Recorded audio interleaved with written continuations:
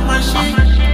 I got on dick, and she turned around and hit. And I done learned a lot of shit. I had to burn up her brain. I deserve her face. I deserve her. I deserve her. I'm like, how we do your motherfucking speaker? I can't do the Gita. I don't rock the Gita. Get into it. You know what I'm saying? I appreciate the love that the page been getting. We had 650 subscribers. We're on our way to 700 subscribers, and the next episode will be my main man, the clown one. And I ain't talking about homie the clown, no Damon Wayans. Doink the clown. So with that being said, I want to give thanks to Yahweh, Lord Jesus Christ, for waking me up for another day to see another day. Also, I want to thank y'all, like I just said. You know what I'm saying? I love doing this content. I'm trying to get monetized. So y'all continue. Y'all help me get to my goals and stuff like that. I want to say I thank y'all. I love y'all and I appreciate y'all. But with that being said, today's episode is called Evil Genius. And it's about my main man, the evil one, the greatest genius in professional wrestling history, Vince McMahon, who went from the rise to the top and down to the bottom within 2-3 years. We all know what's going on with the allegations and stuff like that. So we just want to talk about all the stuff he did. You know, because this man did bring us WrestleMania, a spectrum that gave us big moments. The Hogan Body Slam, Austin Rock, The Undertaker, The Streak. Shawn Michaels accomplished his boyhood dream. 2 black women main event WrestleMania with Sasha Banks and the EST, Bianca Belair. But he also done a lot of bad in the industry. Backstage, segment-wise, all that. Even in his personal life, he done a lot of bad too.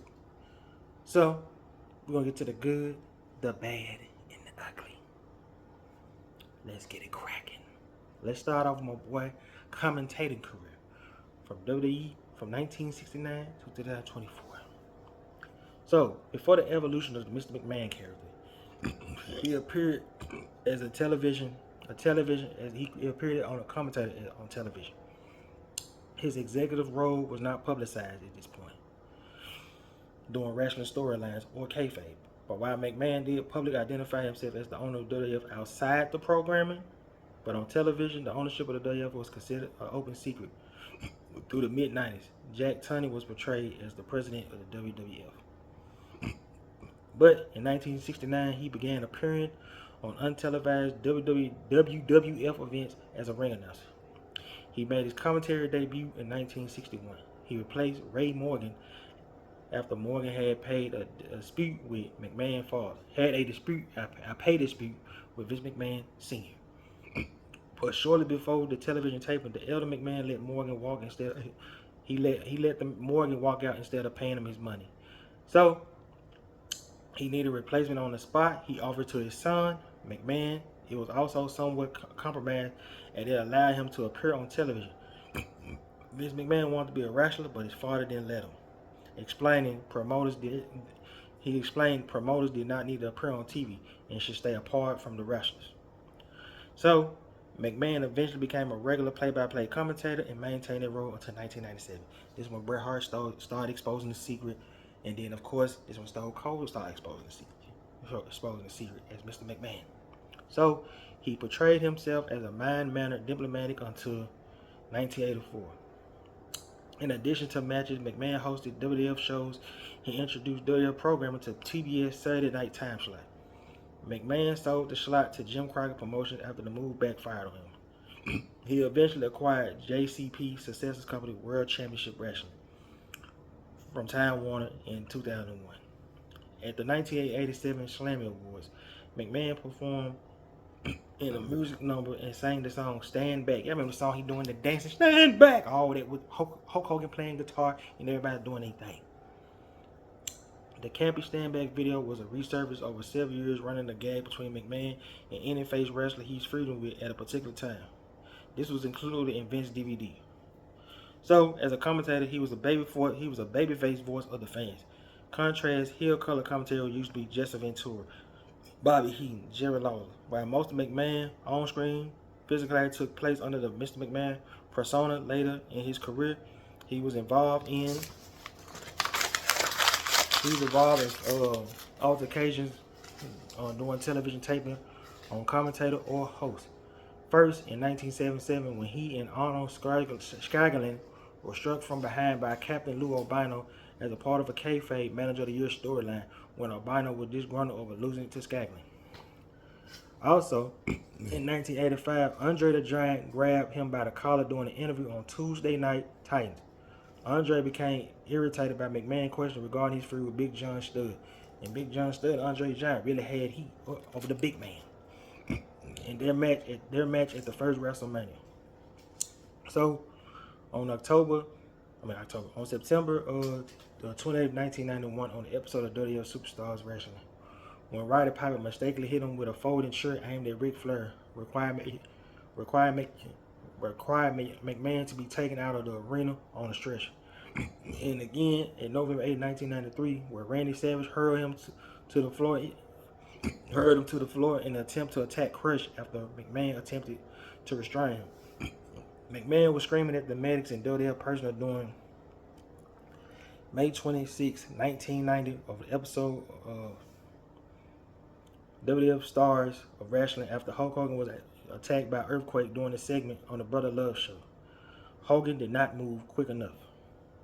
So let's get to it. Ooh, excuse me. The creation of the Mr. McMahon character in 1996-1997. Throughout the 1996-1997, McMahon began slowly to refer himself as the owner of WWF. As a company led by a play-by-play commentator, on September 23rd, 1996, Jim Rose delivered a worksheet during which he ran down McMahon as outing him as the chairman, not just as a commentator for the first time WWF storylines, but this was followed up on October 23rd on Raw when Stone Cold referred then WWF President Gorilla Monsoon as a puppet, that it was McMahon pulling all the strings. This when Bret Hart spazzed out for the championship right here. On March 17, 1997, Raw was excited by some as the beginning of the Mr. McMahon character after Bret Hart lost the WWE Championship in the steel cage. This one, Undertaker and Bret Hart interfered. It's an Undertaker and Stone Cold interfered. But he lost the steel cage match to Sid Vicious for the WWF Championship. Hart engaged in an irate against Mr. McMahon and WWE management because at that time Bret Hart felt like he was getting fucked over ever since he came back in late December. Hart engaged. This rant followed Hart shoving McMahon to the ground when he attempted to conduct a post-match interview. McMahon himself returned to the commentary and nearly cussed out Hart before. He nearly cussed out Bret Hart before being calmed down by JR and Jerry Lawler. So, Vince McMahon remained a commentator after the Bret Hart incident on Raw. But on September 22nd, the first time ever to be broadcast from Madison Square Garden, Bret brother Owen Hart was giving a speech to the fans in attendance. During his speech, Stone Cold Steve Austin entered the ring with five NYPD officers following an assault. He gave Owen Hart the stunner. When it appeared Stone Cold would fight the officer, Vince McMahon ran to the ring and lectured him that he could not physically compete. At the time, Austin was recovering from a broken neck by Owen Hart by a botched pile driver. In his match against Austin at SummerSlam, Stone Cold recovered from it.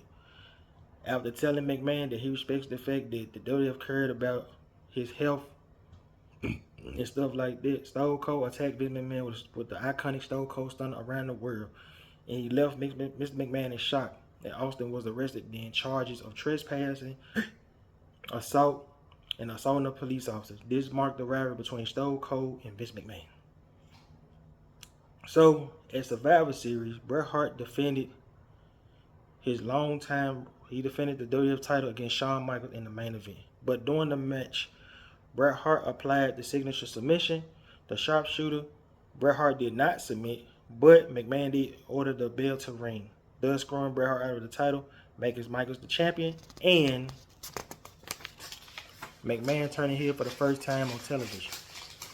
The incident was described as a multi-rod screwdriver. Following the incident, McMahon left the commentary booth for good, and Jim Ross replaced McMahon as the lead commentary, and McMahon became the character. So, make a long story short, at this point, Bret Hart and Shawn Michaels' beef was personal. Where, y'all remember, Bret put Shawn over as World Heavyweight Champion. Okay.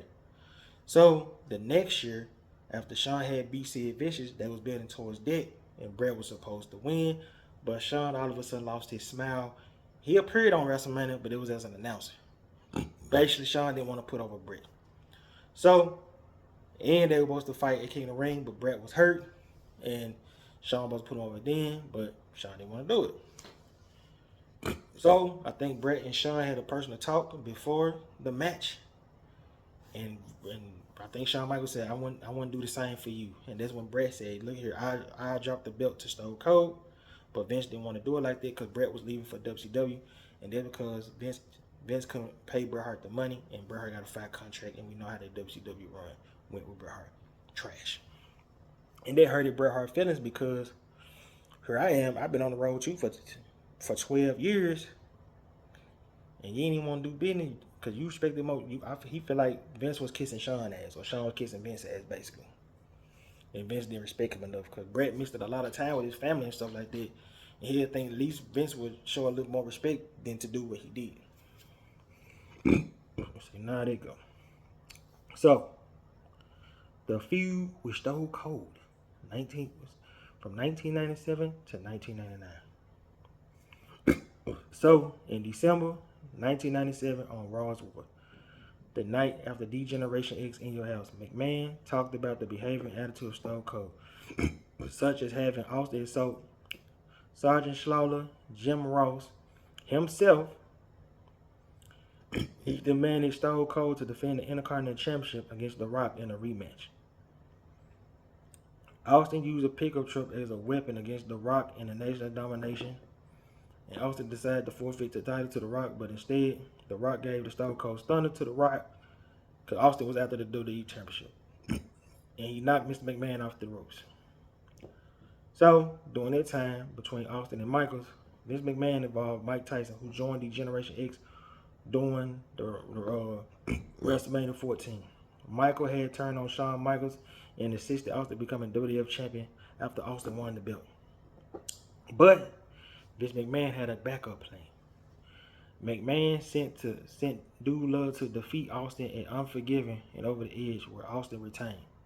Cause y'all remember at Unforgiven, it was like a no DQ match where it wasn't even no referee. So Austin still retained the belt. And then of course you had Undertaker as a special referee Over the Edge. Cause if you remember, Dude Love had hit Vince with the chair. Then Mick Foley hit him with the metal claw. Mick Foley tried to call Pat Patterson in the ring. Undertaker dragged him out, chokeslammed his ass. Then Jerry Briscoe tried to get in the ring. He dragged him out and chokeslammed him. Then of course Austin got back up, hit Mick Foley with the stunner, dragged Vince over, because the stipulation was, I think Vince had to count to 3, and that was the only way Austin was going to win. Either one of them was going to win the match. So Stone Cold dragged Vince, 1, 2, 3. Austin retained. Then of course Austin and Undertaker lock eyes. So by employing the service of Undertaker and Kane, McMahon set up a triple threat match for the WWF Championship at Breakdown, which Undertaker and Kane could only win by pinning Austin. But at Breakdown, Austin did lose the title after he was pinned by Undertaker and Kane, and neither was the champion. So before then, that summer, I think it Fully Loaded, Stone Cold and Undertaker had teamed up versus Mankind and Kane, because they were Undertaker. This one, because Stone Cold had lost the belt at King of the Ring to Kane thanks to the Undertaker. So it was kind of like whose side he on, who he couldn't trust. They won the belts. Then leading up to that, we all finally saw Undertaker and Kane reunite, and then of course they had the match at SummerSlam where Stone Cold narrowly escaped the SummerSlam match. especially after Undertaker's infamous leg drop on the announce table. That was a good match. Oh, excuse me. So, the following night on Raw, Vince McMahon attempted to announce the WWF Championship. He introduced Kane, and he introduced Undertaker.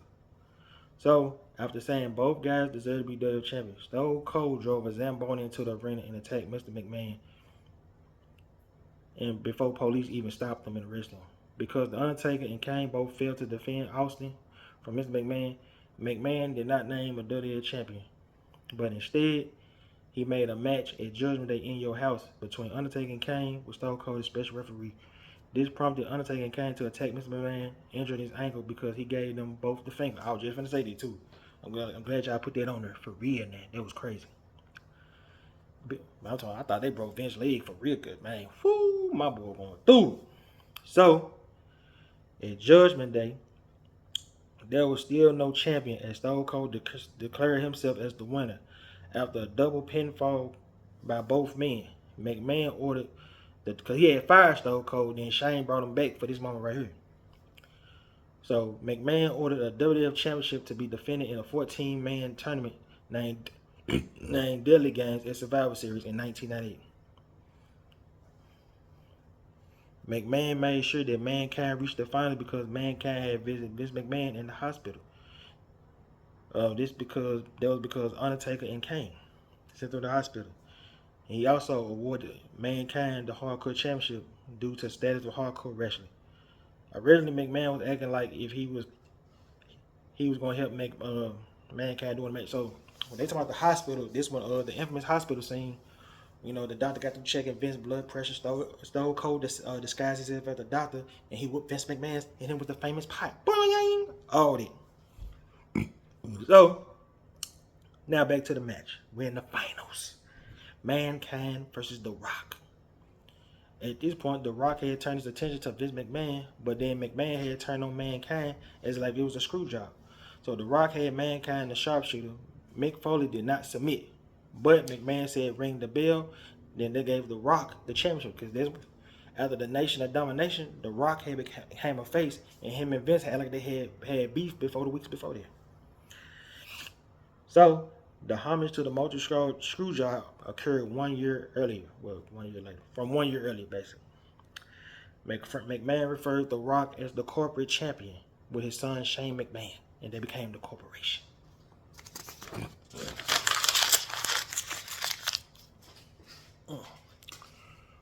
So at rock bottom, Mankind defeated The Rock. No, he didn't. We'll see. Mankind defeated The Rock to win the WWF Championship after The Rock passed out to the Mandible Claw. But McMahon screwed Mankind once again by reversing the decision, returning the belt to the chosen one, the chosen champion, The Rock. McMahon participated in the corporate Royal Rumble on January 11, 1999 as an unscheduled participant, but was eliminated to China thanks to Stone Cold Steve Austin. And yeah, thanks to Stone Cold. Y'all heard that pop, man. Stone Cold had the little camouflage hat, you know what I'm saying? And that took, man, I need to shave. But McMahon restarted a long-running feud with Stone Cold when December 1998, he made Austin face The Undertaker in a Buried Alive match with the Royal Rumble qualification on the line. Austin defeated The Undertaker with the help of Kane. This one Kane turned face and betrayed his brother. McMahon had put up $100,000 to anyone that could eliminate Stone Cold from the Royal Rumble match. But thanks to the help from the corporation attack on Austin in the women's bathroom, Austin and McMahon went under the ropes, not over them, as the Royal Rumble required 2 men, 2 feet on the ground, which both feet must touch the floor. But Austin did return, and then The Rock had distracted Stone Cold as Vince McMahon eliminated Stone Cold over the ropes. So it was Vince McMahon that earned a title shot against The Rock at WrestleMania 15 for the WWF Championship. But he turned down the spot, and WWF Commissioner Shawn Michaels awarded to Austin Rich and made Vince McMahon mad. So Austin decided to put his shot on the line versus Vince. so he can get a chance to fight Vince McMahon in the infamous steel cage match at St. Valentine's Day Massacre in my hometown, Memphis, Tennessee. Yeah, Memphis, Tennessee. So this is when the Big Show made his debut. And he caused Vince McMahon the match when he threw Austin through the side of the cage. But Vince McMahon started feuding with The Undertaker, his new faction, the Ministry of Darkness, which led to a storyline of McMahon's daughter Stephanie, who played an innocent girl who was kidnapped by the Ministry not once but twice. So the first time she was kidnapped, she was found by Ken Shamrock on behalf of McMahon in the basement of the stadium.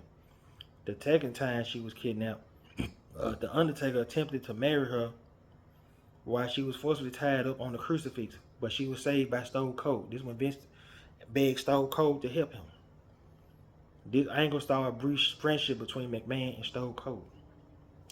But McMahon became a member of the short-lived stable, the Union, during May 1999. His son merged as the corporation. His son merged the corporation with the Undertaker Ministry of the Darkness when they became the corporate ministry. So, on June 7, 1998, McMahon was revealed as the High Pop when he said, "It's me, Austin." He took the hood off. It's me. So, this only not reignited his feud with the WWE Championship Austin, but it caused kayfabe disgusted by Linda and Stephanie was disgusted by what Vince did, and they gave 50% of their shares to Stone Cold Steve Austin. So Stone Cold was the CEO for a couple of weeks. So they had the King of the Ring ladder match where Austin got screwed, and Vince and Shane defeated Austin in the ladder match to regain control of the WWF. But while he was the CEO, he had a scheduled WWF Championship on Raw. After the King of the Ring, during the match, Austin defeated Undertaker once again to become champion. If fully old, Austin was again scheduled for a first blood match against the Undertaker. If Austin lost, he'll be banned from the WWF champion. He'll be banned from WWF. Because Undertaker had won it over the edge. That was the night when Owen Hart, So Vince McMahon would be banned from appearing on WWF television. Austin defeated Stone Undertaker in the first blood match, and Vince McMahon was banned from TV.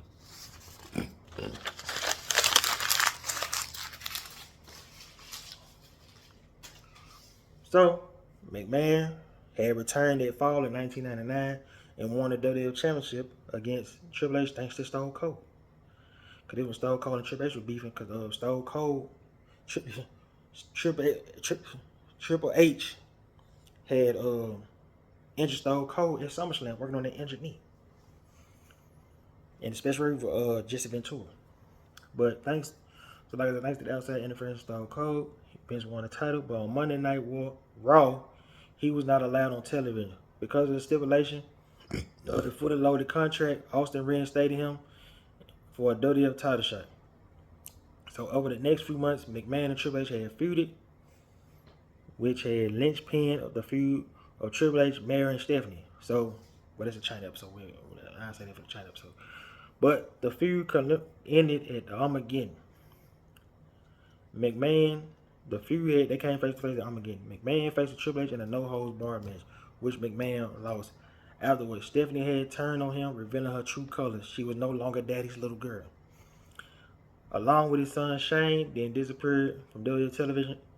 He was unable to accept the union between Triple H and Stephanie. This left Triple H and Stephanie in complete control of the WWF. When they fired Mick Foley, I think him and Rock had a contract on a pole match or something. Then they fired Mick Foley and they were just abusing their power. Because Triple H, that next night on Raw, I think was it Royal Rumble or it was the end of December heading into the New Year. Triple H had beat Big Show to become WWF champion again. So at this point, the McMahon Hamsley faction and the McMahon Hamlin faction for 2000-2001. McMahon returned to the WWF March 13, 2000. Raw as well, helping The Rock win his WWF title shot back from the Big Show. Because you gotta remember, The Rock had won the Royal Rumble. He had won the Royal Rumble, but his feet had touched the ground. So Big Show really won that Royal Rumble, and Big Show was complaining.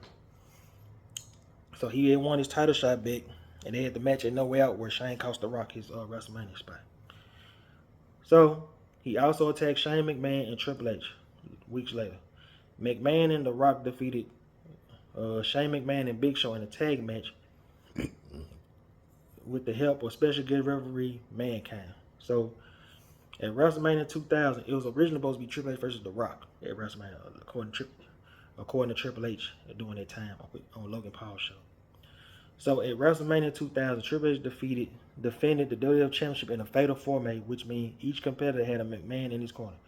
Triple H had Stephanie, who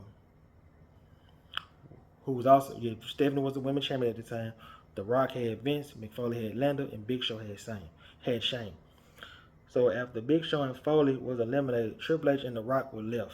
Although Vince was in The Rock corner, he had turned heel and hit The Rock with the chair, turning heel again. Damn.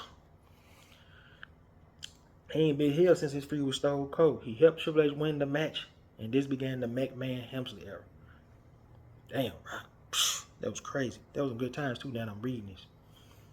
So, at the King of the Ring, the King of the Ring, McMahon, Shane, and Triple H took on the Brothers of Destruction and The Rock in a 6-man tag match with the WWF Championship on the line. The match stimulated whoever could get the pinfall would become WWF Champion. Vince McMahon was pinned by The Rock. This one Undertaker threw Shane through the table. That was crazy. Off the top rope through the table. That was rough. So, yeah, McMahon was absent from WWF television until 2000. December 4th, he appeared where he questioned the motives of WWF Mick Foley when he expressed the concern of the 6-man Hell in a Cell, which 6 superstars competing in Hell in a Cell, which featured Kurt Angle, Rikishi, The Rock, Stone Cold, Triple H, and Undertaker. So McMahon faced it on December 18th. Vince McMahon faced the Kurt Angle in a non-title match, which ended no contest when Mick Foley interfered and attacked both men after the match. But both men beat Mick Foley, and McMahon fired him. This was after the match. You know what I'm saying? Because he was trying to fire him, but Stone Cold came out before then. But a couple of weeks later, he got fired. So at that point, Vince McMahon began an extremely affair with Trish Stratus, much to the disgust of his daughter. On February 26th on Raw, McMahon and Stephanie humiliated Trish by dumping sewage on her, with McMahon adding that Stephanie would always be daddy's little girl. Trish was only daddy's little toy. McMahon then aligned himself again. McMahon and Stephanie then aligned themselves together against Shane, who returned and had enough of Vince's actions in recent months.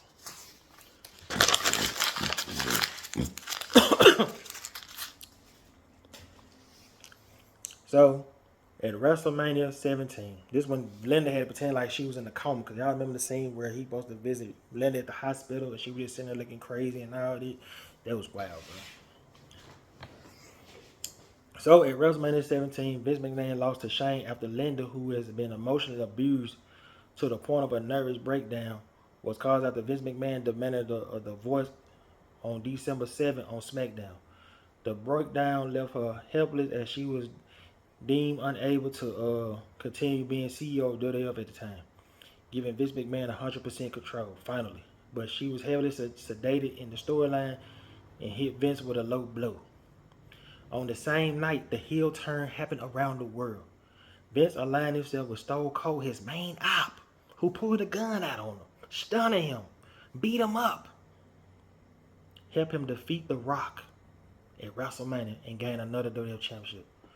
So, the two, along with Triple H, aligned themselves together, and Austin and Triple H put The Rock out of action with a brutal assault and a suspension. This is when everybody thought Triple H was going to make the save, and they started ripping The Rock ass. This was done so The Rock could film the Scorpion King. Austin and Triple H held all three major titles at the same time. The alliance was short-lived.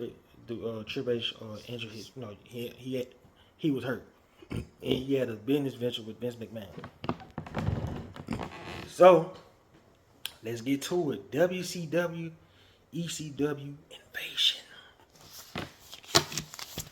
So, Vince McMahon purchased his longtime rival WCW in March 2001 from AOL. He signed many wrestlers from the organizations and didn't do much with them at all. He didn't do much with them at all. So, he signed much of their talent. They began a storyline which former WCW guys regularly fought matches against WWF guys. So, on July 9th, on the episode of Raw, some extremists as well, several ECW stars had joined the WCW wrestlers and became an alliance. Stone Cold joined the alliance along with Shane and Stephanie after he betrayed Team WWF at Invasion. So, Vince McMahon led Team WWF, and thus he turned face at Survivor Series. Team WWF won and defeated the alliance at Survivor Series at an elimination match to pick up the victory and ended the Invasion storyline. So, the WWE was back to normal in late December 2001. So, following the collapse of the alliance, Vince McMahon, man, I'm glad this, because this is some zesty ass shit. I'm sorry. I'm not kissing. You heard of stuff, kiss my ass, but not literally. You know, you a suck up, you trying to get the promotion. You kissing the boss ass. This kid here took it to the next level. Trash. That ain't it. So, following the collapse of the alliance, Vince McMahon created Kiss My Ass Club, also known as Mr. McMahon Community, which consisted of various superstars kissing his buttocks in the middle of the ring. He threatened to suspend the superstar or fire them if they didn't kiss his butt. So the club was originally proclaimed closed by The Rock after it was closed by The Rock. Because during that time, man, who all kissed his ass? Jim Ross kissed his ass. William Regal, a great talent, kissed his ass. That shit was just gross, bro. I ain't kissing no more grown man ass. I'm sorry. I'm like, bro, I just gotta lose my job at that point, bro. I ain't kissing your ass, dog. That ain't it. That's gross. So, it was short-lived as The Rock closed the Kiss My Ass Club. This one, they had the stipulation match. It was The Rock and Trish versus Kurt Angle and Vince McMahon. If Vince McMahon win, The Rock got to kiss his ass, and if The Rock win, Vince will have to kiss his ass. This one, Stone Cold. This one, Vince McMahon was chasing Trish up the ramp. Then Stone Cold came out. I think he threw Vince back in the ring, and he hit Kurt Angle with the little move on the top rope. Kurt Angle went back, rock bottom, and The Rock won. So you gotta think about that too. So yeah, and so that's when The Rock was teasing him like, you gonna kiss Trish Stratus' ass too. This was on SmackDown, the stipulation, and he teased he was gonna kiss Jim Ross' ass, but The Rock was like, I got an ass you can kiss, and it turned out to be his cousin.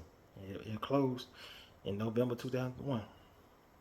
So that January, I think December, the next month after Chris Jericho had won the Undisputed Championship.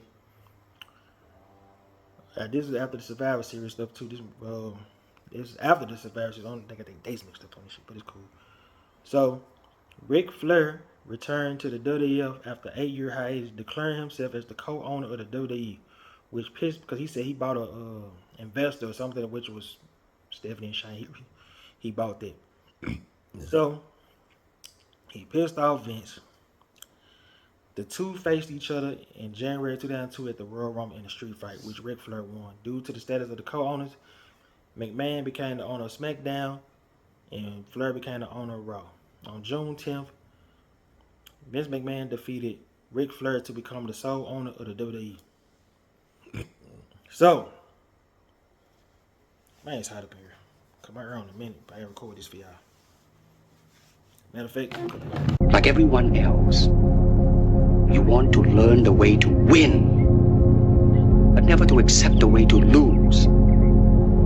To accept defeat, to learn to die is to be liberated from it. You must. Whew. I'm back, y'all. I'm sorry. Where was it? Okay, yes. So Ric Flair and Vince McMahon feud had ended. So the next year, he started feuding with his top star that he built from the ground up. A guy who betrayed him and became his competition And then he brought him back again in 2002 as the Poison. And the man I'm talking about was Hulk Hogan. Cause you know Vince and Hulk Hogan had a brother relationship. You know, they built WWF at the time together. You know what I'm saying? So on February 13th, 2003, McMahon tried to derail the return of Hulk Hogan after a 5 months hiatus, but was knocked out by Hogan and received a running leg drop at No Way Out. McMahon interfered in Hogan match with The Rock. Hogan hit The Rock with a running leg drop and went for the pin, but the lights went out, and when the lights came back on, McMahon came to ringside to distract Hogan. But Sylvania Grenier, the referee that gave The Rock the chair, which he then hit Hogan with, he ended the match with a rock bottom and defeated Hogan 2 years in a row. This led to a match at WrestleMania 19. And this one, a lot of personal issues came out between Vince and Hogan, especially when Hulk Hogan testified against Vince in court. So, yeah, I think Vince let it out during that promo on SmackDown for sure. So they had the match. Vince McMahon lost in the street fight. But then McMahon banned Hogan from the ring, but Hogan returned under the new and gimmick Mr. America. McMahon tried to prove that Mr. America was Hogan, but failed. He failed at a lot of attempts. Hogan ended up quitting the WWE at that point. McMahon claimed that he had discovered Mr. America and fired him.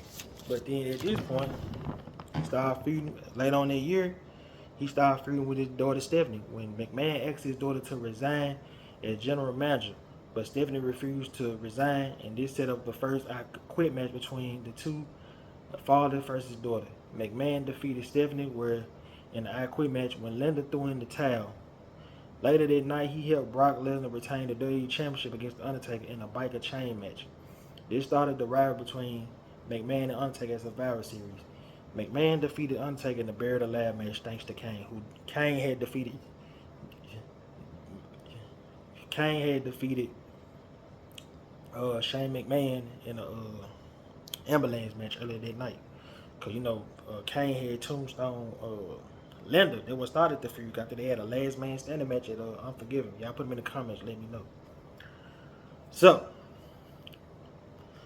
various feuds from 2005 and 2013. But he hired Eric Bischoff at that time. Too. You know, this is the same guy who was competing against you. When that man hired Eric Bischoff, it was the shock around the world. So, let's speed it up. He began a feud with Eric Bischoff in late 2005 when he decided Bischoff was not doing a good job as a general manager of Raw, turning face again. He stated that the trial of Eric Bischoff, where McMahon served as the judge, Bischoff ended up losing the trial and McMahon fired him and put him in the garbage truck and he drove away. Bischoff stayed gone for months, almost a year later on Raw. He stayed almost a year. So almost a year later on Raw, Bischoff was brought up by Mr. McMahon executive assistant Jonathan Coachman so that he could announce his book of Controversy Creates Cash. Bischoff began blasting remarks at McMahon saying that he was fired as the general manager, that there would be no McMahon of Eric Bischoff. There would be no McMahon if not for Eric Bischoff over-the-top rebellious ideas. And that the Generation X was nothing but a ripoff of the NWO.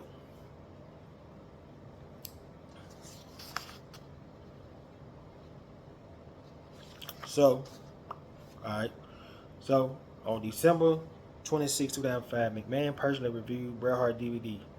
Shawn Michaels came out and also started talking about Hart. McMahon replied, "I screwed Bret Hart. Shawn, don't make me screw you." So at the 2006 Royal Rumble, when Michaels was among the final 6 participants after eliminating Shelton Benjamin, Vince McMahon music hit, and it was distracted. Michaels was distracted, So Shane McMahon eliminated Shawn Michaels.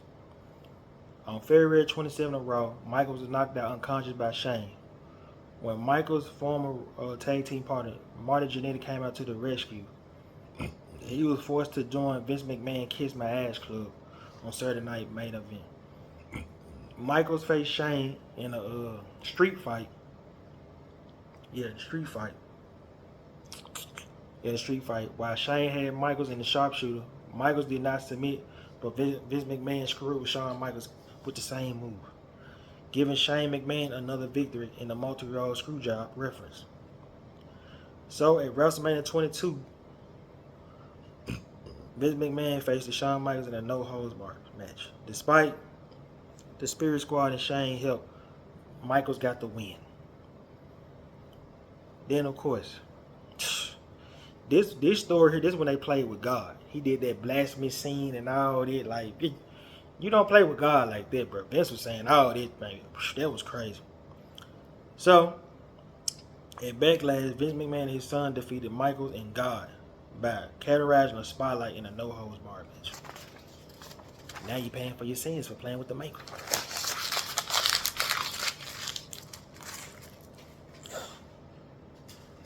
See how long that gets.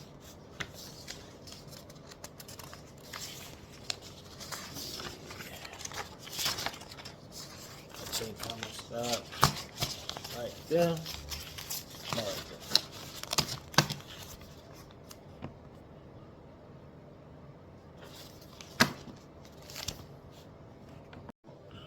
Alright guys, I'm back. You know what I'm saying? I had to take a little quick second break, but I'm back with the rest of it. So, on May 15th, Triple H hit Shane McMahon with a sledgehammer meant for Michaels. The next week on Raw, Triple H had another chance to hit Michaels with the object, but instead he whacked the Spirit Squad. So for a few weeks, McMahon ignored Michaels and began a rival with Triple H by forcing him to join the Kiss My Ass Club. Triple H hit McMahon with a pedigree instead of joining the club, putting him in a gauntlet handicap match against the Spirit Squad. That's when Michaels came out and made the save, and DX had reunited. This led a feud between the McMahons and DX throughout the whole following summer. You know, so he also had the Spirit Squad teaming with Shane, but lost to. He also had the Spirit Squad teaming with Shane, but they lost to Eugene by disqualification. So at SummerSlam in 2006, McMahon lost to DX in a tag match despite the interference from Umaga, Big Show, Finlay, Mr. Kennedy, and Real Regal. But the McMahons had aligned themselves with the ECW champion Big Show at Unforgiven, which the three men had teamed up in a Hell in a Cell match to take on DX. Despite the 3-on-2 advantage, McMahon had lost to DX in a feud. So McMahon started a pretend feud with Donald Trump, which led to a feature major outlets. Originally, Trump wanted to fight Ms. McMahon himself, but they came to a deal that both men would pick a representative to wrestle at WrestleMania 23, where they had a her versus her match. The main wrestler lost would have his head shaved bald. After the contract signing on the Raw, Trump had several fingers poked on his shoulder. Later at the press conference, McMahon, during a photo opportunity, offered to shake hands with Trump, but retracted that his hand and Trump put out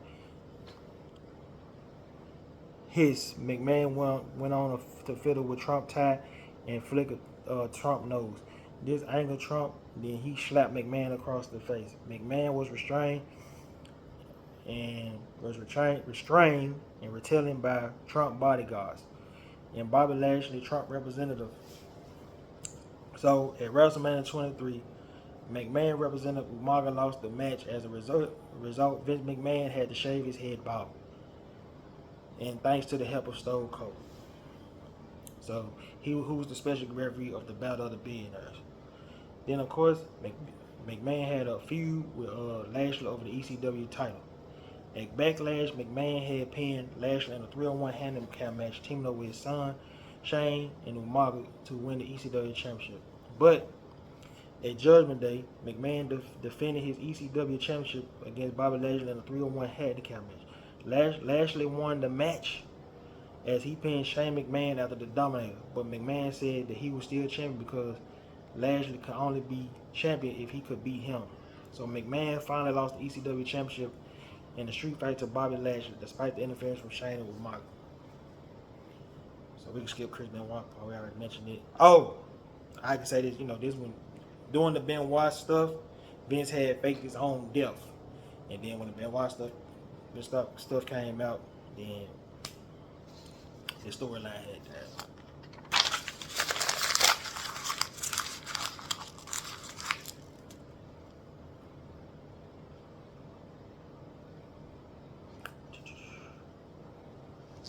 So, yeah, we don't too much. We already know what happened with Benoit.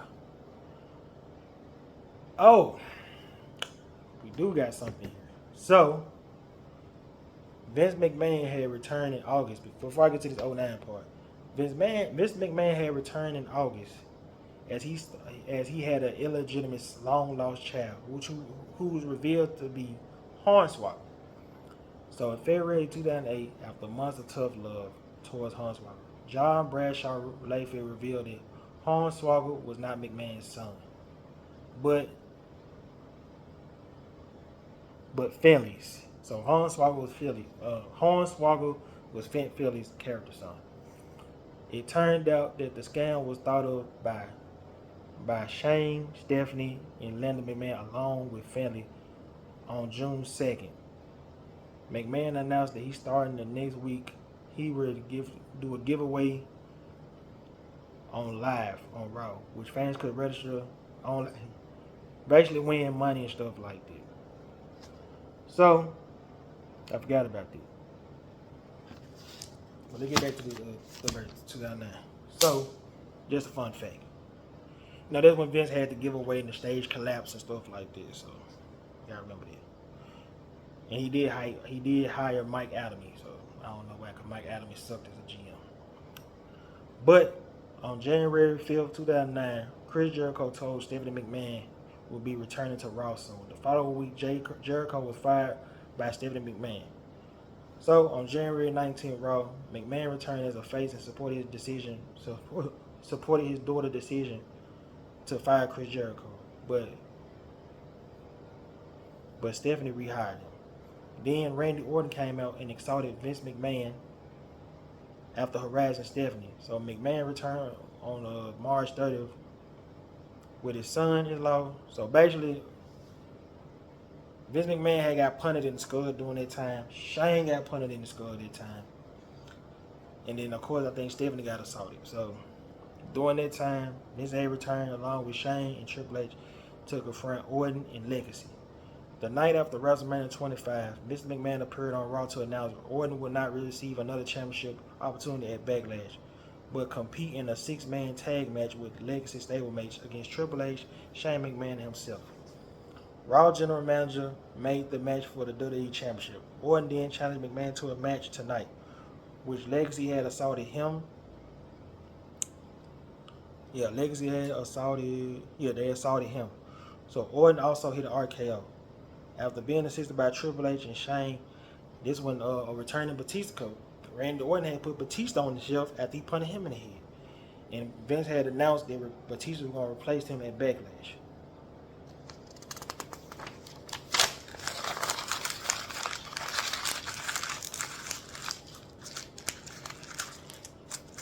Alright, so we're about the Donald Trump part. We get into the key facts of this. So, on August 24th, McMahon had a birthday bash which was interrupted by Legacy and competed in a 6-man tag match versus his longtime rivals. He competed with his longtime rival DX, which they won after the interference of John Cena. He continued to appear on SmackDown, making occasional matches and reminding Teddy Long that he was on probation. So on November 16th of Raw, McMahon was called out by his guest host Roddy Piper, who wanted a match with McMahon. That night in Madison Square Garden, McMahon declined and announced his retirement from in-ring competition. So, on January 4th, McMahon once again turned heel, confronted special guest host Bret the Hitman Hart, for the televised first time. But Bret Hart's first time being on television since the Montreal screw job. He confronted him about it. It's Survivor Series, and to bury the hatchet he wanted to bury the hatchet. You know what I'm saying, with the Montreal screw job. The two appeared to finally bury the hatchet, but after shaking hands, Vince McMahon kicked Bret Hart in the groin. He left the arena to allow a lot of loud boos that you screwed Bret, you screwed Bret. And of course they had that trash ass WrestleMania 30 stuff like that. So you gotta think about it like this. So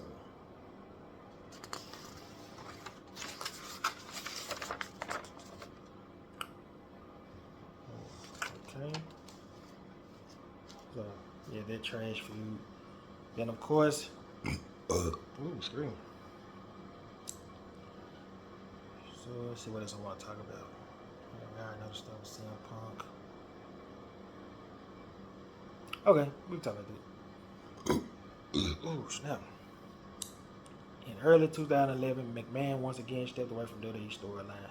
But in the spring of 2011, McMahon had returned to the WWE program on the episode of Raw, June 27, 2011. CM Punk made a scathing on-air speech criticizing WWE and McMahon about the way WWE was run. McMahon suspended Punk but reinstated him at the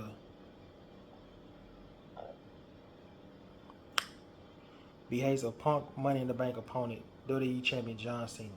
So at Money in the Bank, Vince McMahon and Vice President John Laurinaitis tried to interfere on the Cena behalf, but CM Punk ultimately became WWE champion. And you know what I'm saying, CM Punk had won. He walked out of the company as champion. And then that's when Triple H returned on behalf of the board of directors and fired Vince from his position from running SmackDown, then Raw. So he left as leaving him as the chairman of the board. Triple H announced that he had been designated CCO of the WWE. McMahon returned on October, firing Triple H from running Raw. Stated that the board of directors had called Triple H financial catastrophe. I can't pronounce the word, but that the employees had a vote of no confidence in him. So there you go. Then of course in 2012 he returned to give a job evaluation to John Laurinaitis after a conflict with Cena and the Big Show that saw McMahon accidentally knocked out by the Big Show. McMahon declared that if Big Show lost his match, Laurinaitis would be fired. Cena defeated Big Show in a steel cage match, which McMahon had to fire Laurinaitis. Then of course he announced AJ Lee as the new general manager.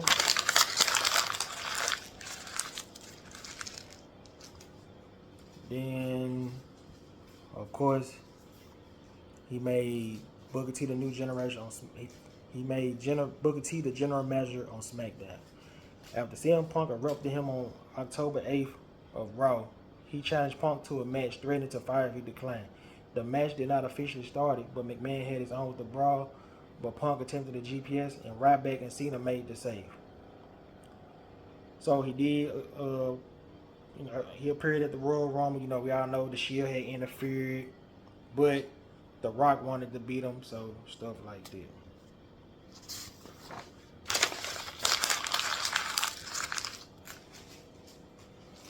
Let's see what else we gotta talk about.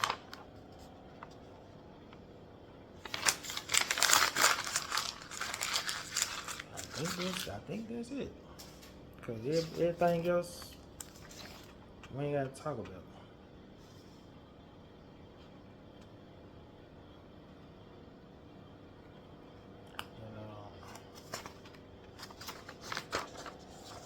But let's get to the personal stuff. There we go.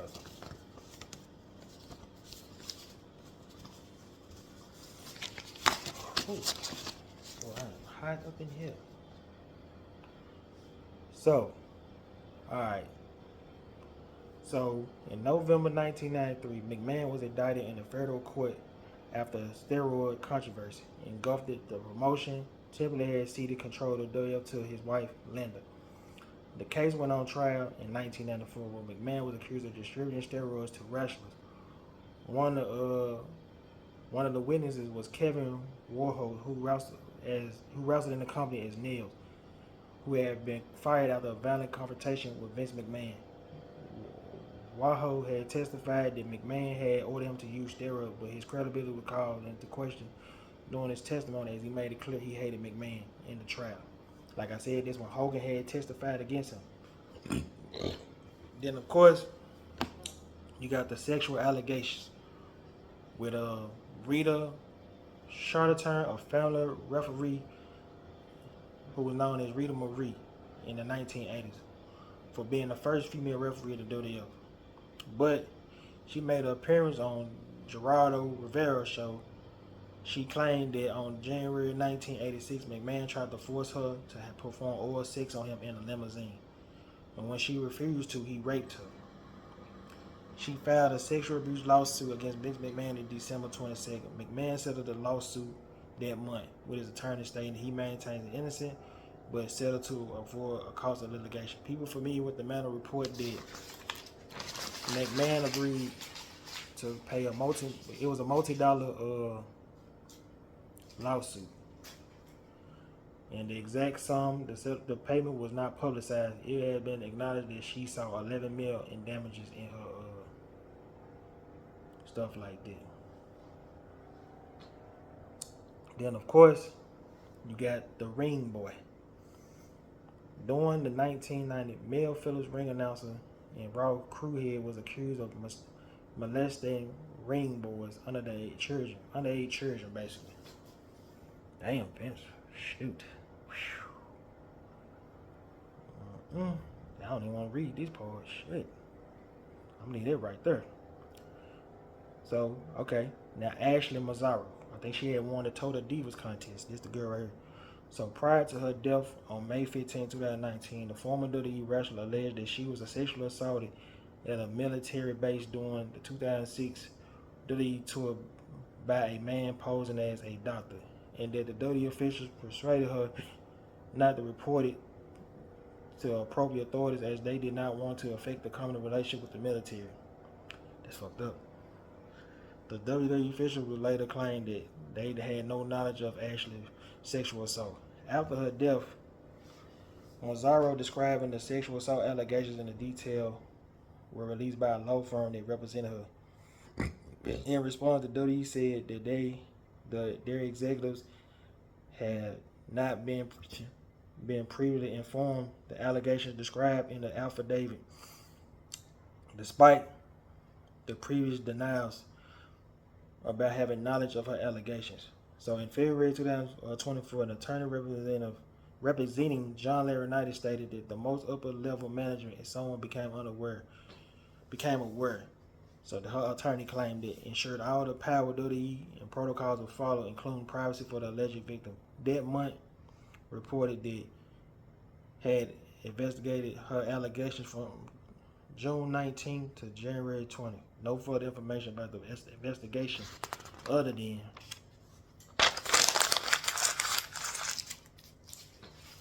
the existence is known. So, let me see. Tanning bar incident.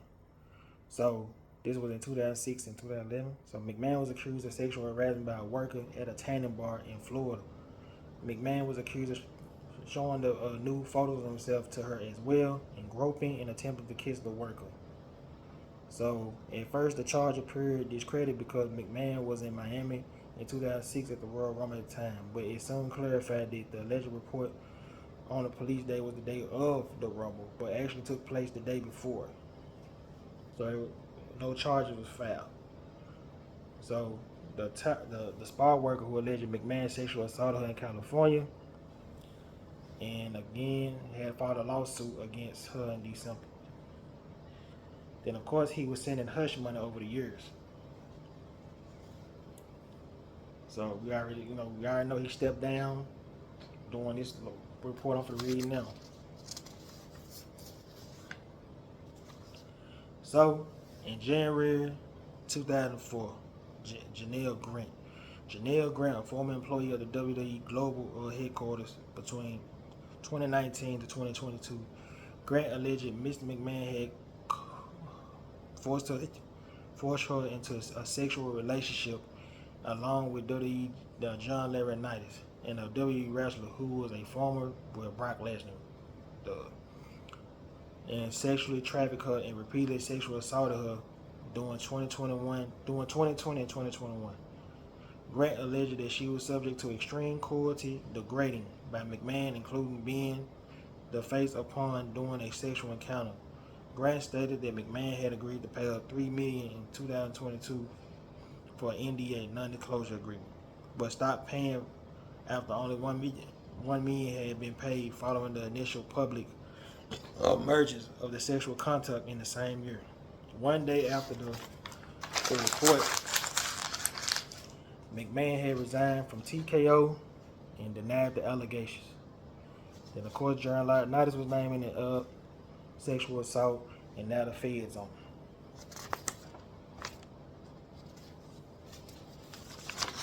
But let's be honest, y'all.